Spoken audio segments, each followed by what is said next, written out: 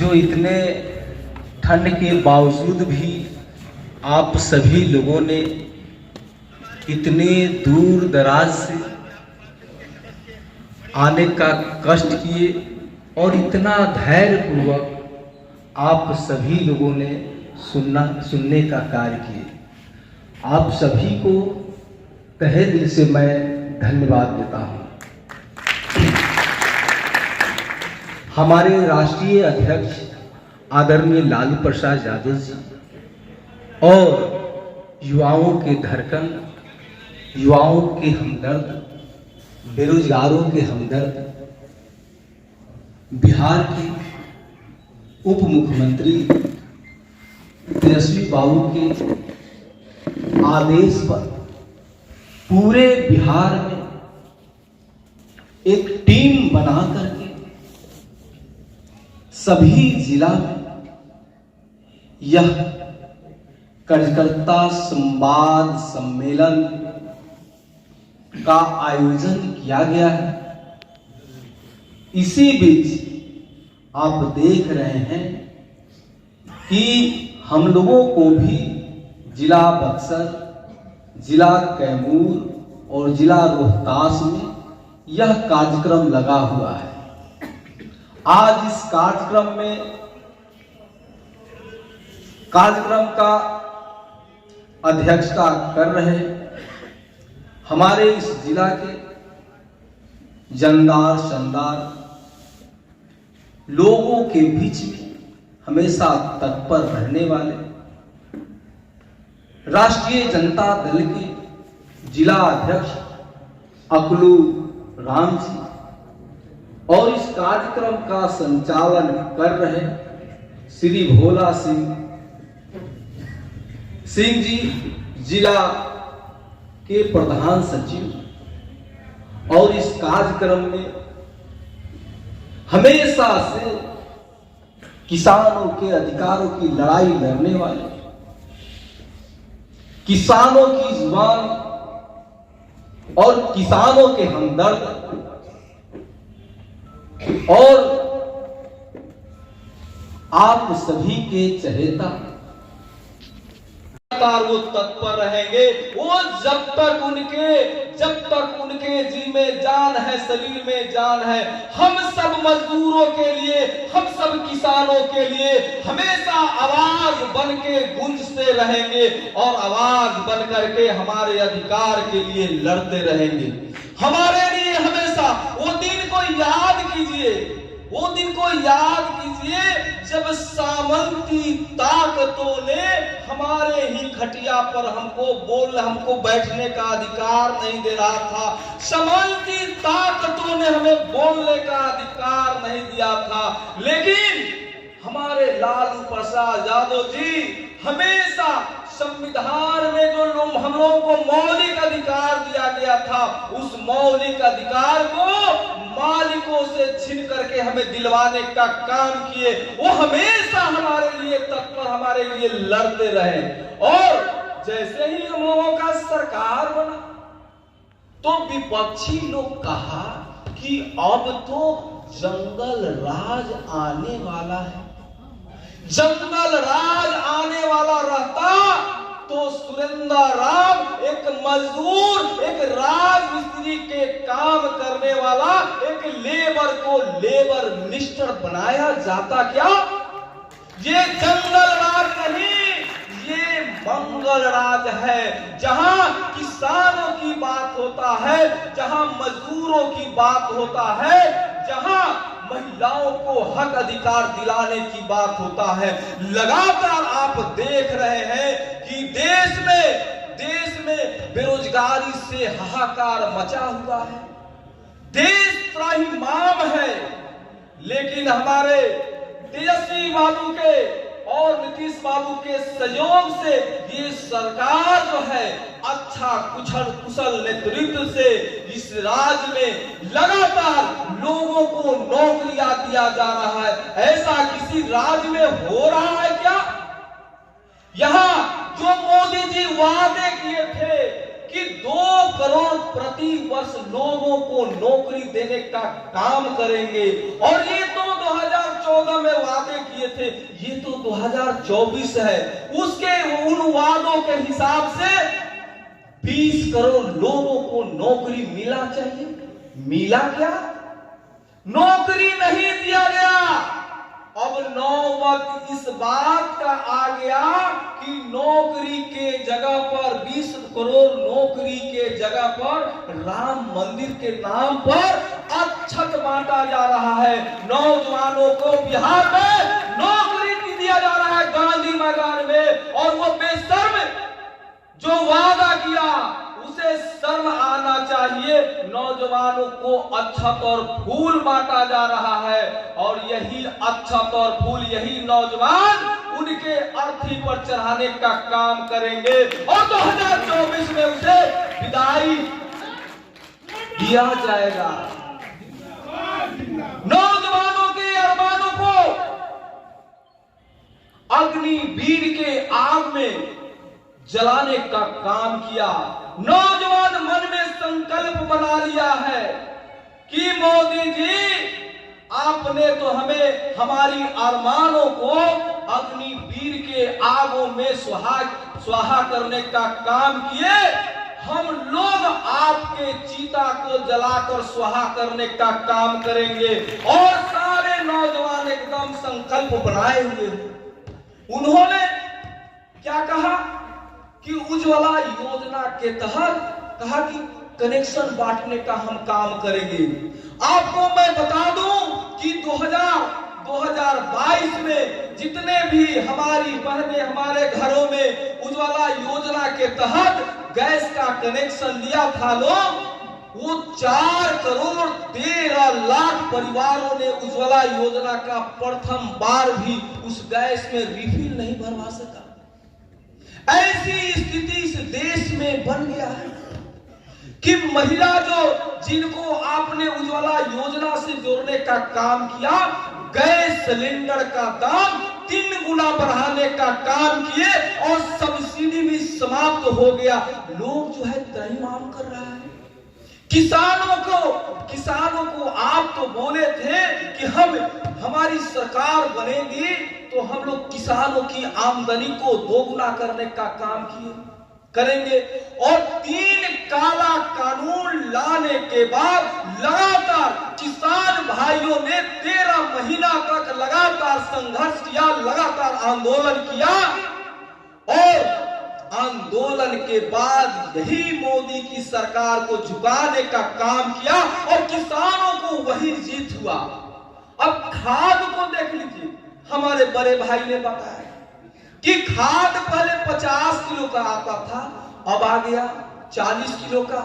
अब किसानों को मजबूर किया जा रहा है कि अब तो हम नैनो खाद देंगे। किसान भाई नैनो खाद को छिड़काव किया, फसल सारे जल गए, फसल जल के स्वाहा हो गया। किसान जी, किसान को आप क्या चाहते हैं? ये जो सरकार है किसानों को मिटाना चाहती है। आप सभी लोगों को इस बात का जानकारी होगा कि बिहार क्या पूरे देश में ई श्रम कार्ड, ई श्रम से लोगों को जोड़ा गया। केंद्र सरकार ने ई श्रम कार्ड के तहत बिहार में 2 करोड़ 96 लाख लोगों ने रजिस्ट्रेशन कराने का काम किया, इस आशा और विश्वास में कि हो सकता है कि केंद्र सरकार के द्वारा कुछ हमें मिल जाए। बड़ा लंबा लाइन लगा करके मजदूरों ने ई श्रम कार्ड के तहत रजिस्ट्रेशन कराने का काम किया, सबका रजिस्ट्रेशन हो गया। किसी को कुछ मिला क्या? किसी को कुछ नहीं मिला, उल्टा ठगने का काम किए हमारे लालू प्रसाद यादव जी। आप जब इस बात को जान रहे होंगे कि जब रेल मिनिस्टर बने तो रेल को चमकाने का काम किए। बिहार के कई जिला में, हमारे सारण जिला में भी कई रेल फैक्ट्री देने का काम किए, और मधेपुरा में और न जाने कहां कितना फैक्ट्री बनाने का काम किए। और जब इसकी सरकार बनी तो क्या किया?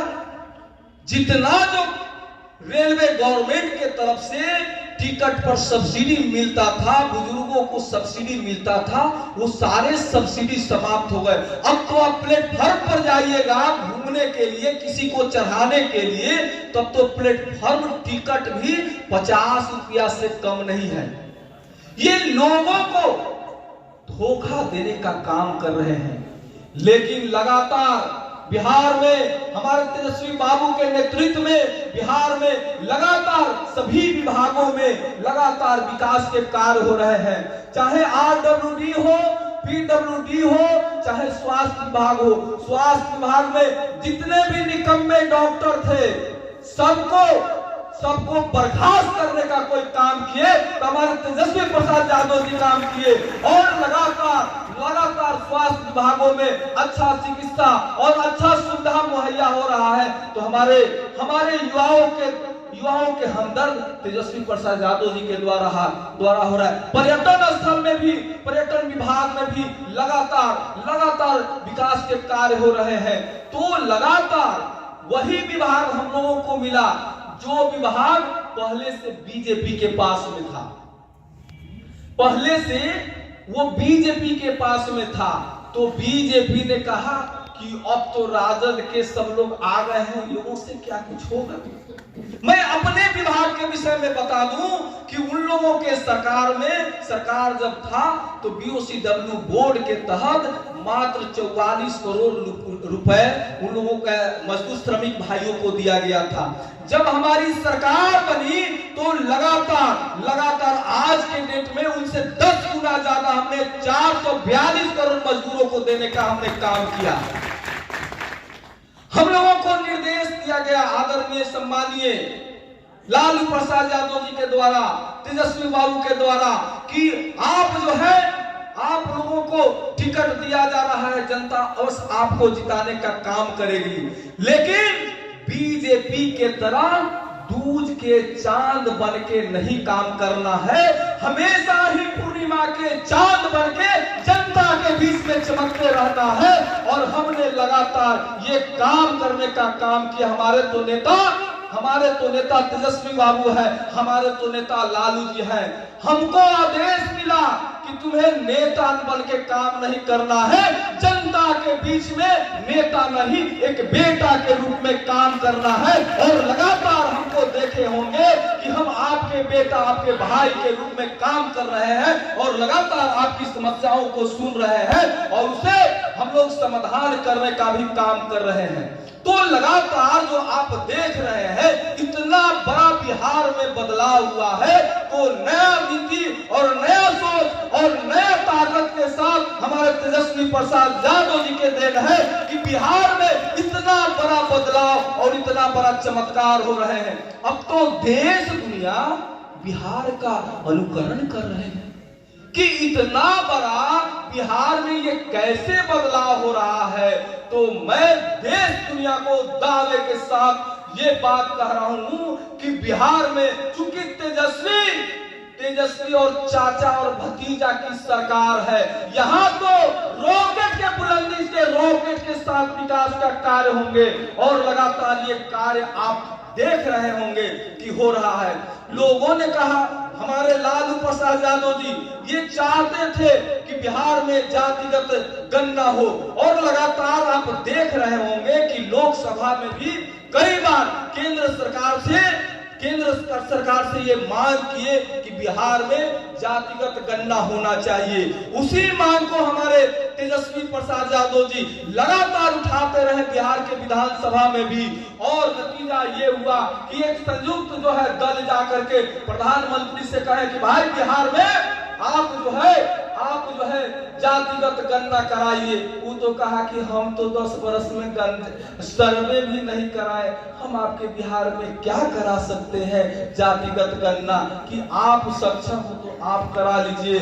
और हमारे तेजस्वी प्रसाद यादव जी बिहार में आकर के जातिगत गणना करा करके दिखा दिया, निकम्मे केंद्र की सरकार, तुम में हिम्मत नहीं है, तुम में ताकत नहीं है। बिहार में हिम्मत है, तेजस्वी में वो हिम्मत है, वो ताकत है, और बिहार में जातिगत जनगणना करा करके एक ऐतिहासिक कार्य करने का काम किया। और इतना ही नहीं, हमेशा ये मांग उठता था हमारे समाजवादियों के द्वारा कि बिहार में और बिहार का पूरे देश में कि जितनी जिसकी संख्या भारी उतने ही मिले उनको हिस्सेदारी।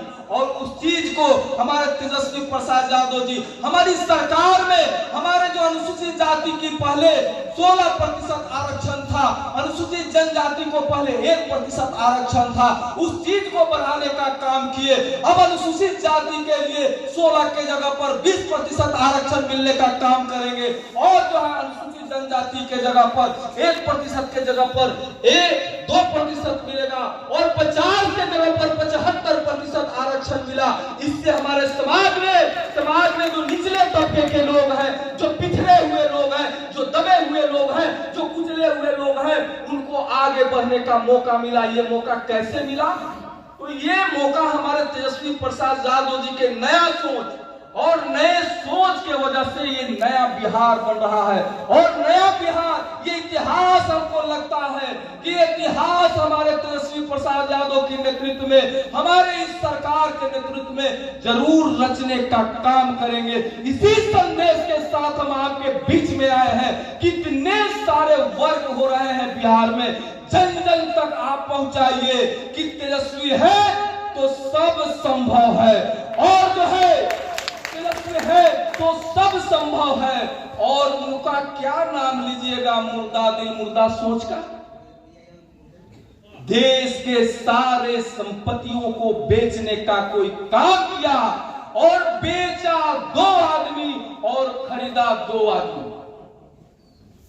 और हम तो